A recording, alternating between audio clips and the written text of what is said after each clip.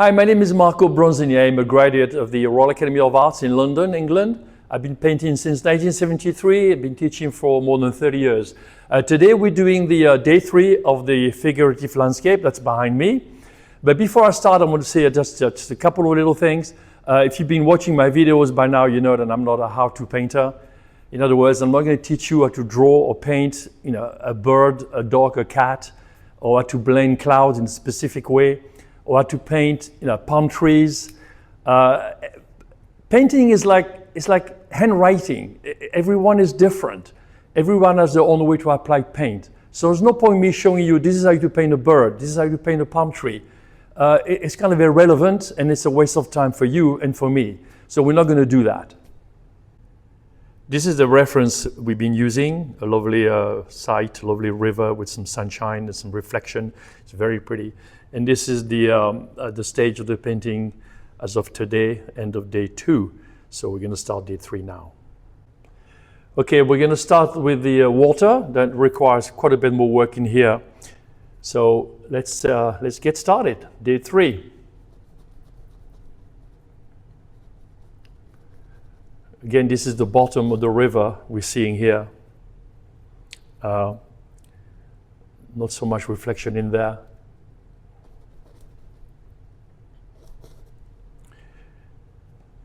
All those colors. Again, as a reminder, don't overmix your colors. Don't mix them with a palette knife. Mix them as needed. When you come to a specific area, you mix your color as needed. Don't overmix your color either. That's a very important point. All right, so this is this part here. We're going to come on this side now, right in here.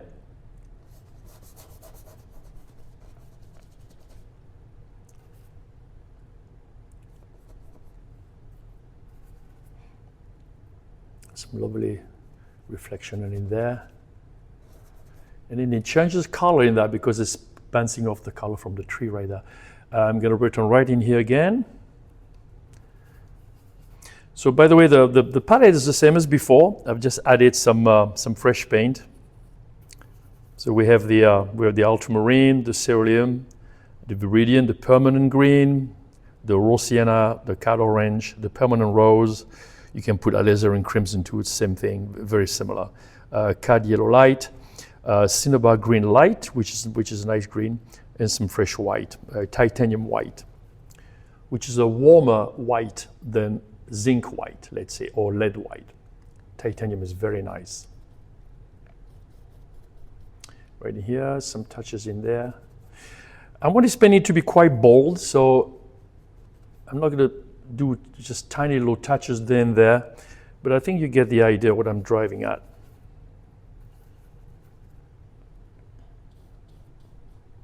Right in there. And there's a big difference between this and this in here. You can see on the subject, this is the bottom of the river right there, and this is such a pure reflection of the trees above. And there's some lovely stuff going on in there, which we'll going to go into in a minute.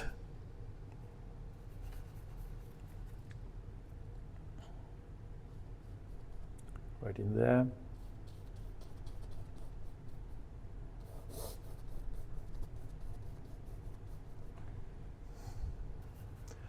Back in there. Then we're going to go up to the tree afterwards, but I want to deal with the water first. A lot of good stuff in there. Take a slightly smaller brush. The cinnabar, some cad yellow, some raw sienna. Raw sienna is a real essential color in the figurative landscape. Some people like to use yellow ochre. I like raw sienna better. It's a little, I don't know, it's a little quieter. Yellow ochre, it's a little bit too much of mustard color for me, but it's a nice color. A lot of people prefer it, but I like the raw sienna better. It's lovely. Raw sienna and burnt sienna are both great colors. Burnt sienna, by the way, it's really the only brown you need to have. You don't have raw umber or a burnt umber. Those are not good colors, just make mud. My humble point of view.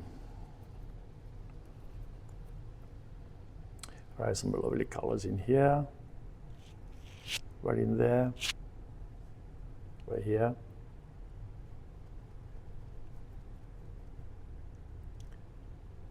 Yeah. And I'm going to put a few more colors on top. The sky literally reflecting. So I'm going to make mixing my ultramarine, my cerulean, a little bit of white. And I'm going to put a third color on it because that's what we do. Right here.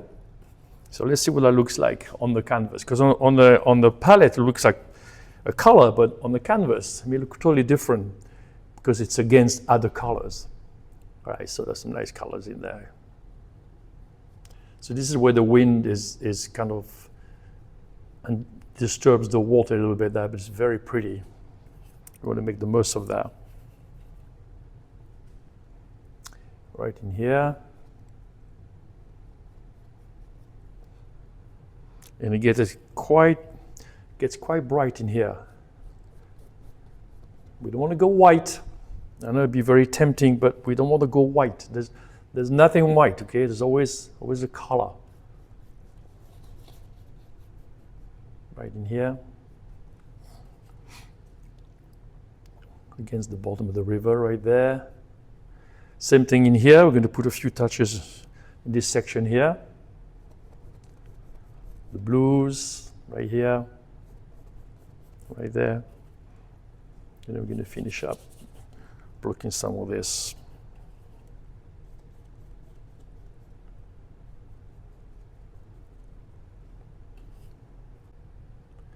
Okay, now we're going to deal with the center in here. Some nice colors in there. So what we're trying to create here, the whole point is trying to show you the process of starting a painting, step 1, 2, 3 in this case. And the goal is to have a good painting. So you can have fun, but at the end of the day, we won't have a good painting. There's such thing as good painting and there's such thing as bad painting. And some very bad paintings. Trust me, I've seen them all. So we want to do something that's good. In the process, we can have fun doing it.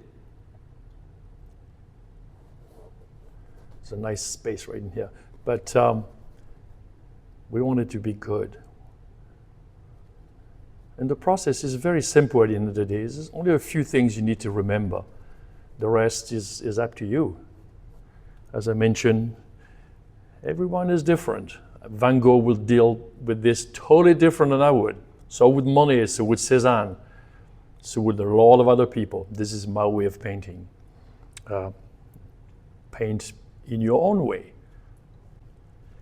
Right. I think I'm going to go into those trees now.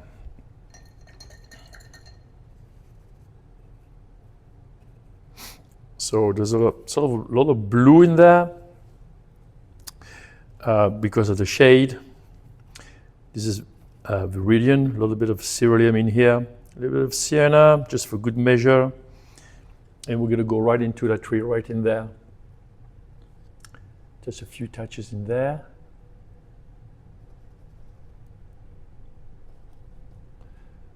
And now we can go back to those touches, which is nice and dry there. This is the beauty of letting the paint dry. Right in here. And we go right against this. Right there. Right in here. And since I have the color, then we can go on that tree right here too, because it's affected by the same sunlight.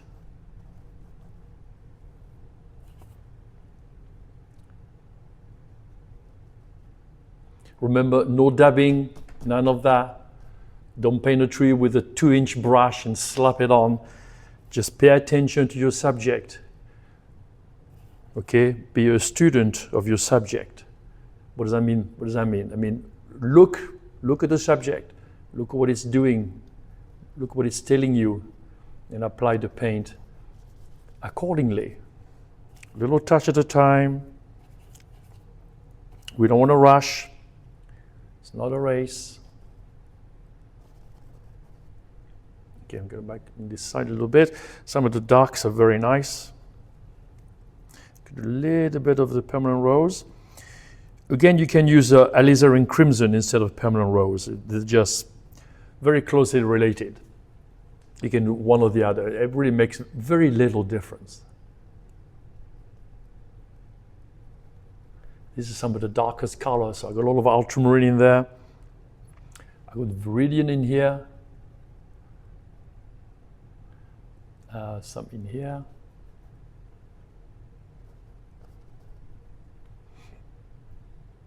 All right, we're going to revisit some of this area here too. Some lovely shades back there.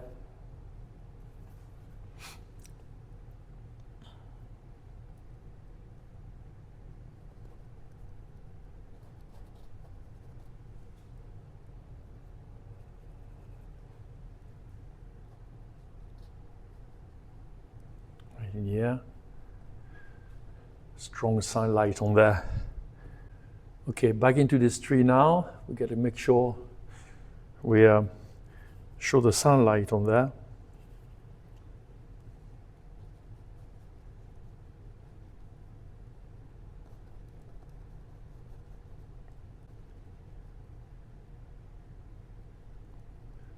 A lot of light in there.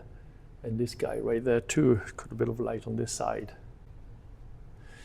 All right, gonna do a few more touches back there. The cinnabar, the car light, a little bit of raw sienna. I want to emphasize the light back in here, which is so beautiful. There's a lot of light back there,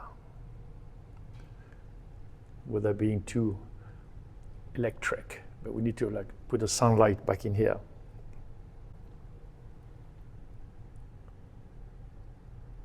Yeah. Some of them section as well, right in here. The light on the front of the house too is very bright. So I'm going to reintroduce some light right in there, all the way to that tree. Put a little bit back in there. Some touches of light right in here, which is kind of fun. And then a few things back there. I'm going to get in with a smaller brush. This is not a detail, it's just a couple little things right there, just to add a bit more drama to the place. There, let's touch in here, right in here. And then again, a couple little spot of light bleeding through there, which is very nice, like that. Not much at all. The edge of the water, we're gonna reintroduce that one more time.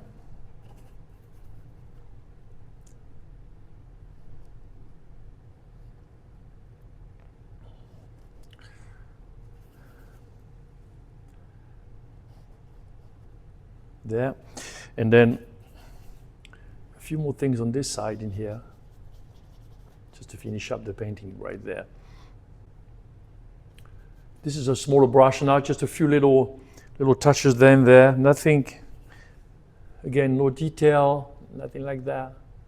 We want to add some colors in there without making it too specific.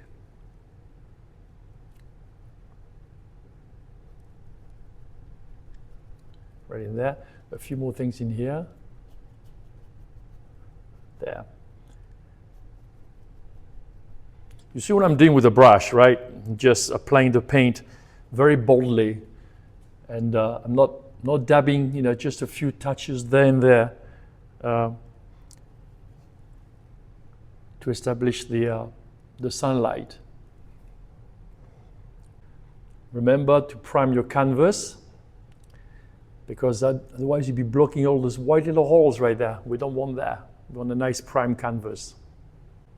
Okay, and we're going to spend a little bit of time on the house now. It needs a little bit more work. Right in here.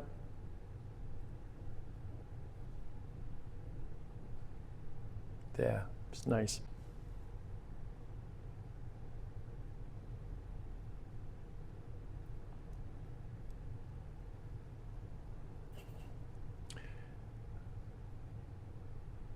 Just a few strokes again, just there and there. A few strokes in there, right in here, right in there. Then work on that tree.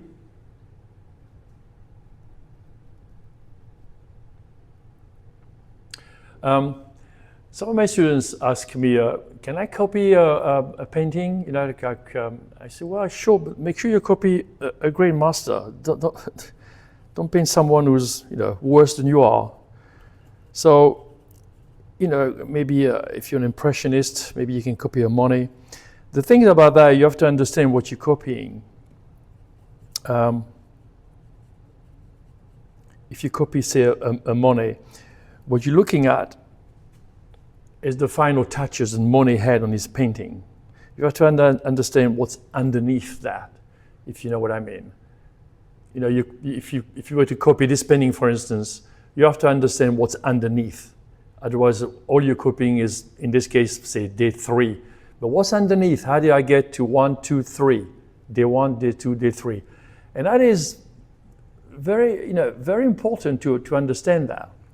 And so I tell my students, yeah, you can copy somebody, but understand the process that's behind it. Don't just copy, you know, just try not to be what I'm saying is copy it in an intelligent way and try to understand what's underneath. All right. Now there's some nice cool colors at the back there. I'm going to do a little bit of that in the distance right in here.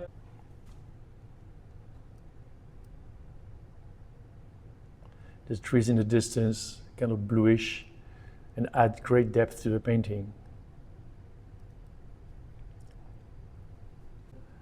Some touches in here. That. Back in that as well.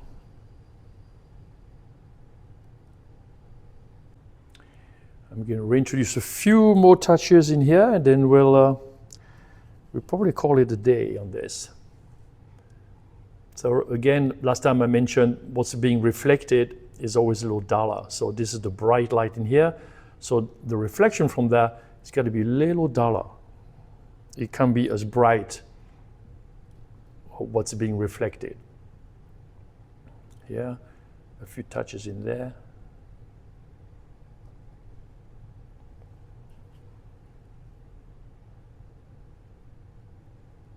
Right there.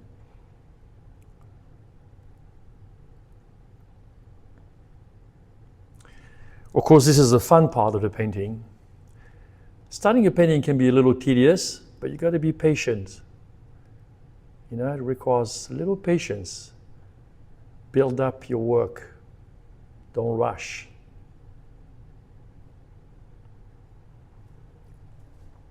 So you can see there's a lot of water, a lot of color rather, in that water. Water is not just, you know, blue or a lot of color. So whatever is being reflected, that's what the water becomes. And in this case, there's a lot going on, which is very nice, of course. There. Maybe that house needs some shutters. How about that? Just a few little things right there. Again, no detail, nothing much. Just a couple of touches there and there.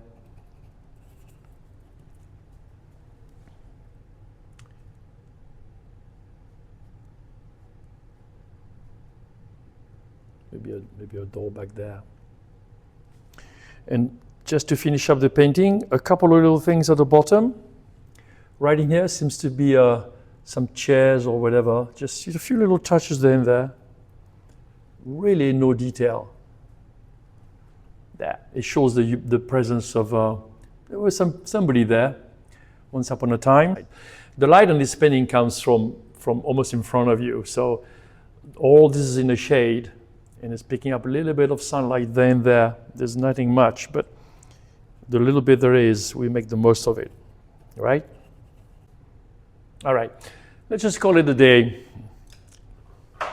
I think you get the idea. I could go on a little bit more, but you know, I think you get the idea of what I'm trying to do.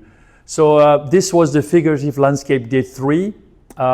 Next time we'll be doing we'll be dealing with warm colors and cool colors, different videos. And then eventually I'm going to do some semi-abstract and abstract painting for those who are interested in that.